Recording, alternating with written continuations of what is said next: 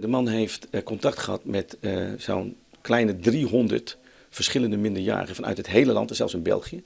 Dus ook in de provincie Friesland zijn er een aantal slachtoffers. De verdachte ziet het vooral via chatboxen contact met zijn slachtoffers. Hij krijgt de famke servier dat ze seksuele handelingen zelfs doggen voor een webcam. De man uit Kuik is op deze wijze al goed 8 jaar actief.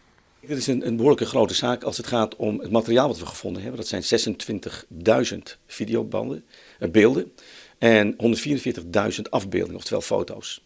Dat is op zich niet heel raar bij mensen die aangehouden worden voor bijvoorbeeld kinderporno. Maar heel veel van dit materiaal heeft deze man zelf vervaardigd. Dat is wel heel apart en het feit dat hij het alleen voor zichzelf gebruikt heeft, is ook iets wat voor ons in ieder geval nieuw is. De man had in alle gevallen halve famkes moeite en ik misbruikt. Die komen net uit Friesland. Van de goed 300 famkes die op de film staan, binnen nog maar 64 geïdentificeerd. Dat kind heeft de politie nog wel eens voor onrecht zwaartje, vooral bij ouders. Dus als mensen ongerust zijn en denken, zit mijn kind erbij, kun je altijd bellen met de plaatselijke politie. En die neemt het serieus en die kan aan de hand van het verhaal of van je ongerustheid wel redelijk inschatten in hoeverre we hier te maken hebben met grooming of zeg maar met volwassenen die je kind geprobeerd hebben op een ontuchtige manier te bewegen.